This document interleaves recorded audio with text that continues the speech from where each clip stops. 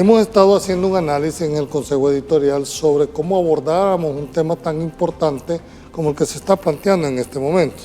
Recientemente la creación de la dirección de Andrés para recoger hace pensar seriamente en que, siendo el municipio la unidad política administrativa primaria de la organización del Estado, tiene un rango constitucional, una autonomía constitucional, pero poco a poco se han venido creando más instituciones que de alguna manera han ido como mermando esa competencia municipal. Quiero decir, ¿cómo evalúan ustedes el estado actual de la autonomía municipal, tanto en los términos políticos, administrativos y financieros?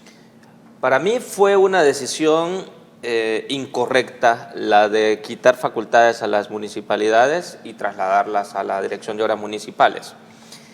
Reducir el FODES también fue una decisión fatal. Yo estaba de acuerdo con que al FODES había que revisar la forma en la que se asignaba, en que se ejecutaba, transparentar el uso de los fondos. Esto podía mejorarse fortaleciendo hubo las mucho capacidades. señalamiento de corrupción en el uso de los fondos de las alcaldías. Pero esto podía solventarse fortaleciendo las facultades de la Corte de Cuentas de la República, que es la encargada de la Contraloría, ¿no?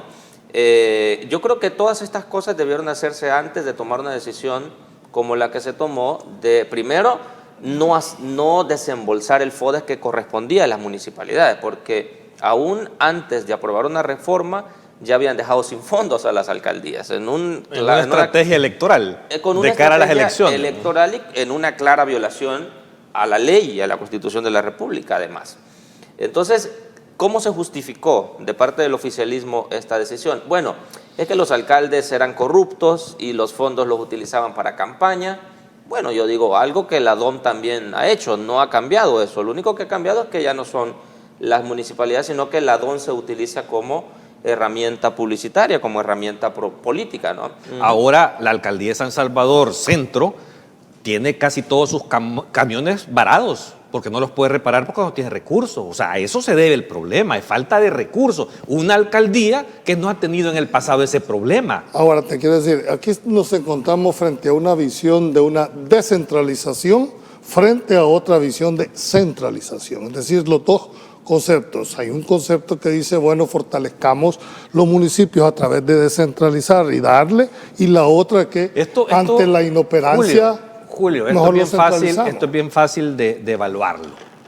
La gente, las comunidades, vayan y hagan un sondeo con la gente, a ver si ahora están mejor que antes. Yo te puedo asegurar que están peor que antes. Y te lo reafirmo porque, como tú sabes muy bien, nosotros hacemos sondeos de opinión pública regularmente y ese tipo de cosas las medimos en el grado de satisfacción de la gente con relación a las municipalidades. O sea, la gente sí está molesta.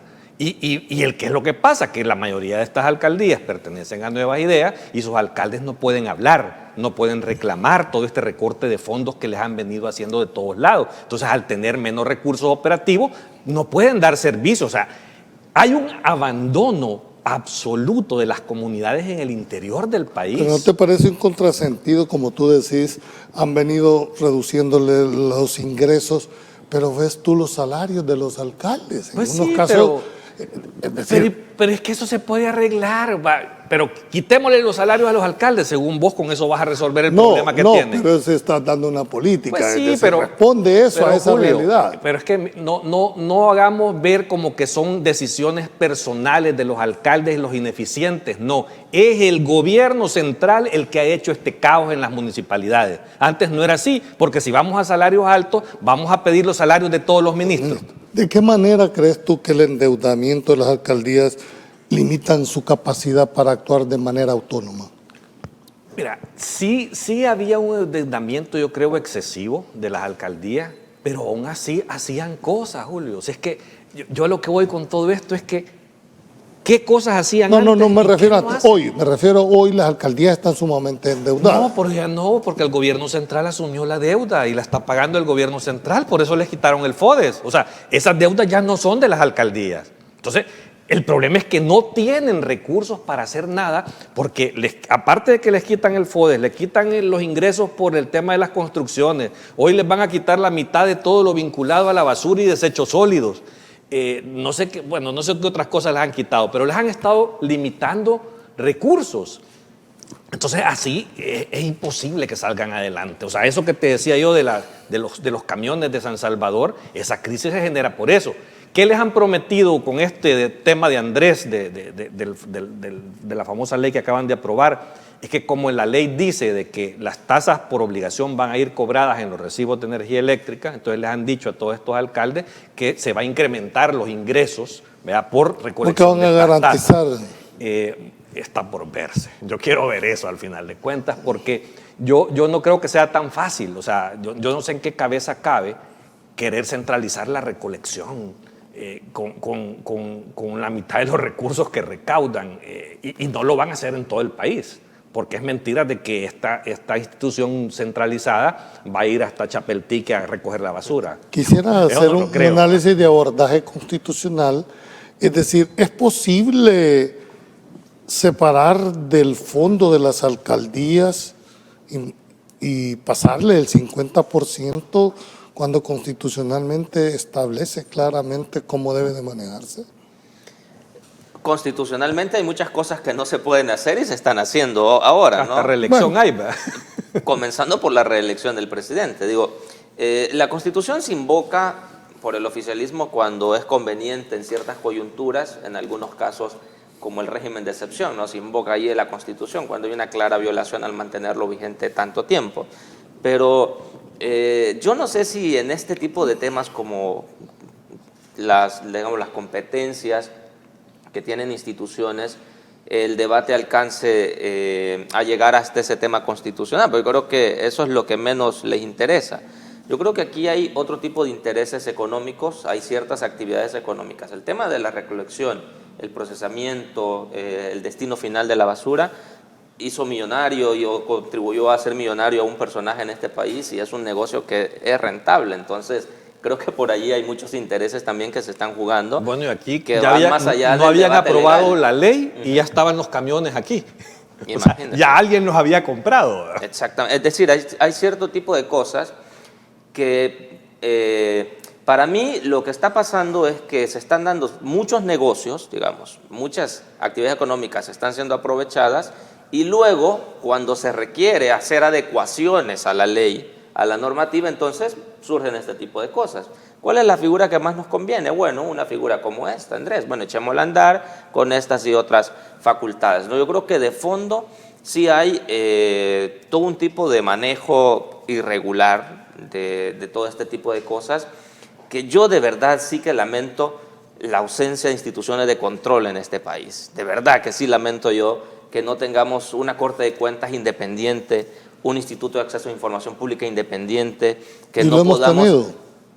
Pero al menos en algún momento eran medianamente mejores. Funcionaban. Sí, eran mejores. Hubo un periodo, por lo menos desde el 2011 en adelante, cuando las instituciones de alguna forma te respondían. Vos sentías que si llegabas a una institución podías obtener alguna respuesta que no estuviera a tono con el gobierno de turno de ese momento, que era el FMLN. ¿Cuántas veces hizo berrinche el FMLN por decisiones de la Sala de lo Constitucional, por decisiones del Instituto de Acceso a la Información, por decisiones de instituciones que estaban por lo menos haciendo parte de su trabajo, ¿no? El FMLN en muchas ocasiones reclamó por ese tipo de cosas, medianamente funcionaba, pero hoy no tenemos nada de eso. ¿Qué institución recurre la gente cuando se da este tipo de cosas? Bueno, ese es el problema que tenemos ahora mismo, ¿no? Ambos sabemos de que la ley obliga en virtud de su solemne promulgación y publicación. De hecho, hay sentencias de la Sala de lo Constitucional que te dice que mientras no esté publicada, no se entiende que ha sido conocida. ¿Cómo lo viste? Yo creo que esto es un reflejo de la inseguridad jurídica en la que vivimos en El Salvador. ¿Y qué es la inseguridad jurídica sino esa falta de claridad respecto de qué reglas te son aplicables como ciudadano?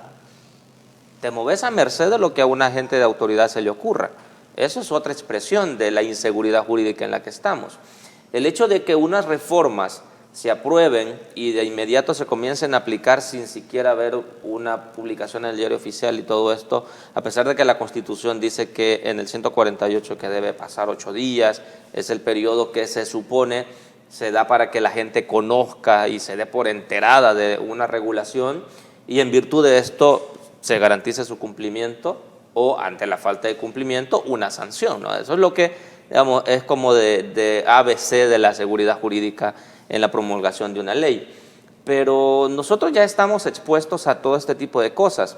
Cuando se habló hace un par de años del incremento de las multas, por ejemplo, una de las reglas era que los conductores de motocicletas tenían que ponerse un chaleco verde, si no, no iban a circular. En la noche. Esas reformas nunca fueron publicadas, nunca fueron sancionadas por el presidente de la República, y la gente se comenzó a comportar como si lo estaban, porque la gente entendía que ya no importa tanto si la ley se ha promulgado por el órgano competente y se ha seguido el proceso que corresponde, sino del capricho o del estado de ánimo de la gente de autoridad que te encuentres en un retén. Pero si el presidente nos las mandaba a publicar, la misma Constitución establece que si no lo hacía el presidente, era obligación de la Asamblea Legislativa. Creo que esas, sí, tampoco lo hicieron, porque esas, ahora ya están en vigencia nuevas reglas de tránsito, ¿no? Ahora sí se han publicado ya y todo, pero me refiero a que hace 2 años también estábamos en este debate y la gente se comenzó a comportar de forma tal como si estaban vigentes, y no estaban vigentes. A eso es lo que me refiero, que la seguridad jurídica para la población es esa claridad sobre qué reglas te son aplicables, ¿no? Bueno, si yo soy conductor, sé que tengo que andar la licencia, sé que tengo que andar una tarjeta de circulación del vehículo, sé que tengo que andar implementos como los que exige la ley, sé que sí, qué sé yo, esas reglas tenés que tenerlas claras. Estoy de acuerdo. O sea, que aquí... ¿Tú estás de acuerdo con la reforma? No, sí, que se apliquen, pero que de verdad apliquen las leyes como debe ser, no solo con estas. En el pasado tampoco se cumplían y se aplicaban. Ojalá estas las puedan aplicar correctamente. Amén, que puedo discrepar de que la proporcionalidad en cuanto al tema de los grados de alcohol creo que es excesivo, pero al final es ley y hay que cumplirla. ¿Verdad? Yo no tengo ningún problema con eso, o sea, yo no voy a cuestionar eso. Yo sí comparto lo que dice Mao, porque es que ¿qué mensaje estás mandando de incertidumbre, de inseguridad jurídica? O sea, escuchar a un presidente de la Asamblea Legislativa el día que aprobaron esta ley, que porque era de orden público entraba en vigencia el mismo día, venir de un presidente del Congreso decir eso da pena, de verdad. Porque el orden público, la misma Constitución te refiere, que tiene que ver con la retroactividad de la ley, no con la entrada en vigencia de una ley. O sea, yo no soy abogado, pero leo, entiendo, me informo, le pregunto a abogados que son expertos en esa materia, y al final todos los demás diputados y un montón de funcionarios, hasta el viceministro, empezó a repetir lo mismo, el mismo error, queriendo aplicar la ley desde ese mismo día que se había en teoría publicado en el diario oficial. Y no se podía, o sea, todo ese tipo de cosas, al final de cuentas, te generan esa incertidumbre que no sabes cuáles son las reglas del juego. Y ¿Tú no crees que los jueces puedan corregirle la plana a los diputados? Yo creo que deberían los jueces, además, pueden aplicar el control difuso eso te iba a decir. La Constitución, ¿no? ¿Tú no tenés conocimiento si durante esta aplicación algunos jueces han declarado inaplicables estas disposiciones? No tengo conocimiento, sería irresponsable si lo dijera, no tengo conocimiento, pero creo que los jueces deberían cumplir con esa tarea, ¿no? Pero yo más llamo a la responsabilidad de los legisladores. A mí me gusta recordar cuando en la Facultad de Leyes a uno le hablan de legislador, ¿no? Y se lo romantizan. Cuando el profesor está en la pizarra y dice, el espíritu del legislador era tal. Cuando uno le pone rostro y nombre a los legisladores, dice, pues es una sarta de ignorantes que están ahí, en algunos casos solo obedeciendo dictados de alguien que les pasa ahí una ley sin mayor estudio. Yo digo, así como anoche te decían aquí en esta misma mesa que para los alcaldes debería haber un perfil competente y todo, yo pienso que también para los diputados mínimamente, si no son expertos en un tema, para eso existen las comisiones de trabajo, para estudiar ampliamente una ley y para que se dé con la mayor participación posible. Las comisiones no funcionan. Yo sé, pero digo... Te pongo un ejemplo claro, solo paréntesis, la Comisión de Agricultura. tiene 4 meses de no sesionar. 4. O sea, y ustedes como periodistas hagan una investigación de todas las comisiones cómo sesionan en la Asamblea. Es que no sesionan. Ahí solo les mandan las cosas y van a apoyar el botón y punto. Pero a eso voy, a que la responsabilidad de la Asamblea Legislativa es la de promulgar leyes, sí, pero que hayan pasado primero por un estudio, ¿no? Porque yo pienso que es lo más responsable, porque tiene que ver con cómo ordenas la vida de una sociedad. Aquí vamos a otro problema, la utilización del derecho penal como herramienta para corregir problemas sociales. ¿Qué es lo que le dicen a uno en la Facultad de Leyes? La última ratio del derecho penal, ¿no? La última herramienta a utilizar. Aquí es lo primero de lo que echan mano. Ante todo, amenaza de cárcel. Eso es lo que ocurre hoy día. Es decir, a punta de miedo no vas a corregir estos problemas que son de índole cultural, que están arraigados en la sociedad, que necesitas otro tipo de estrategias también. Establecer las reglas del juego con un presupuesto y una sanción es meter miedo. No, ¿Es ordenar? No. Yo estoy de acuerdo. Tenés la facultad, regularlo, ¿sí? Hacerlo de la mejor forma posible, respetar el proceso de formación de ley constitucionalmente diseñado, claro. Garantizar como institución a la Corte Suprema de Justicia actuar con autonomía a través de sus jueces. Eso es un escenario institucional ideal, ¿no? En donde funciona la ley, la aplicación de la ley, pero ¿cuál es mi crítica? La discrecionalidad con la que hoy se están aplicando ciertos procedimientos y las facultades que hoy creen tener agentes de autoridad que se sienten los representantes de la ley. No es lo que está escrito, es lo que se considera en el momento de la aplicación de un procedimiento.